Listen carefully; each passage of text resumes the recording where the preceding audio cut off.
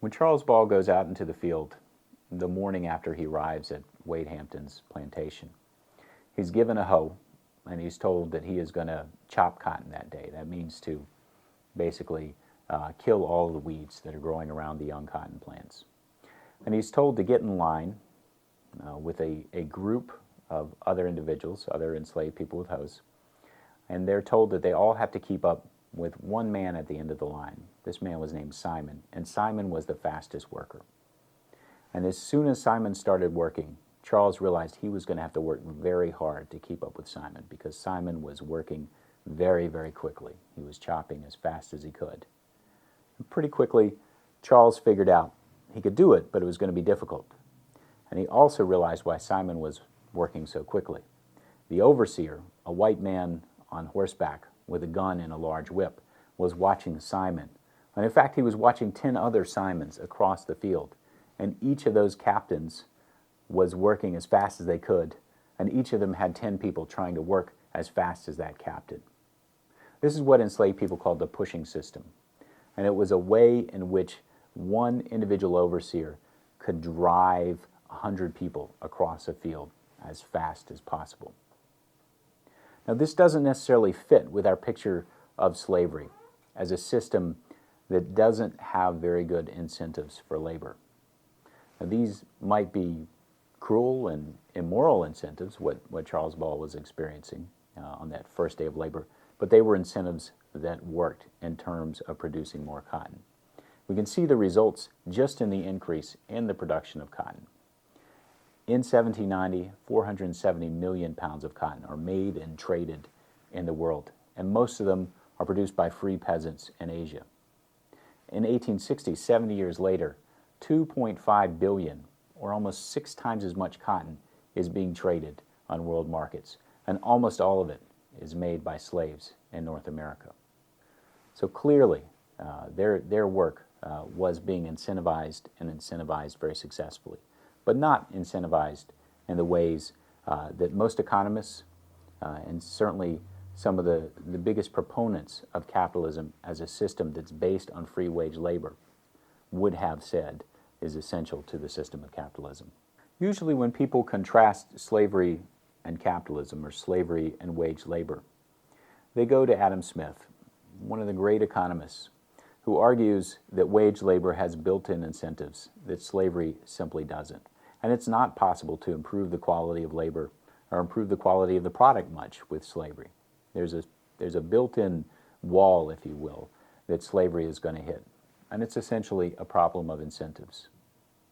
The slave is not going to get anything out of the labor.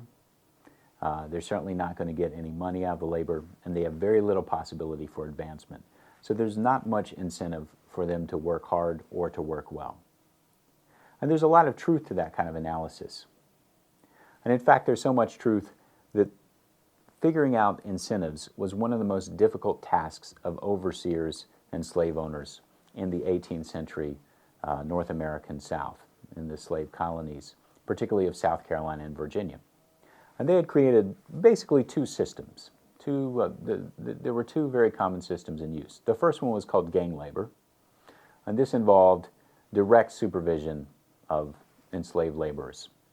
If somebody wasn't working hard enough, or if somebody wasn't working at all, then they would be threatened and perhaps punished.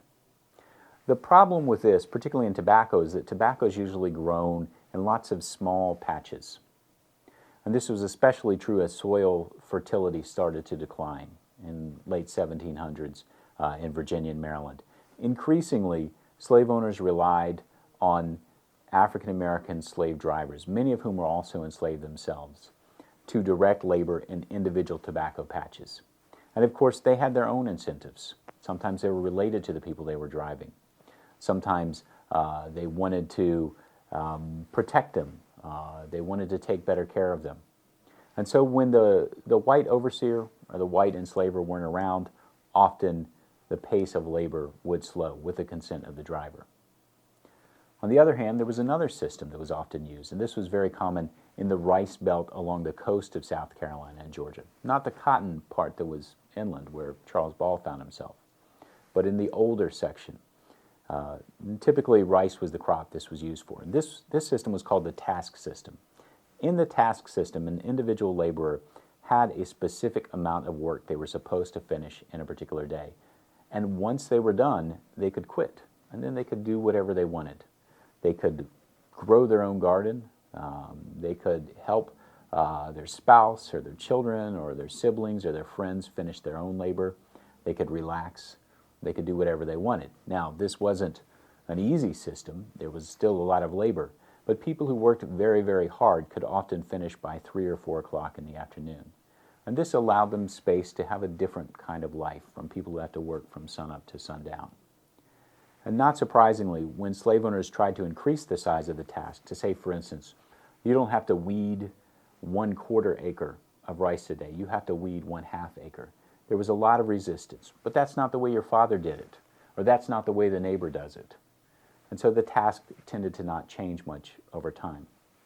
But even though productivity did not increase with the task, the cost of supervision was very low for the enslaver. So the gang system and the task system were the primary systems in use before early 1800. And each had advantages, but neither one was likely to increase productivity, the amount of labor carried out in a given space of time. It was not likely to increase productivity very rapidly, if at all.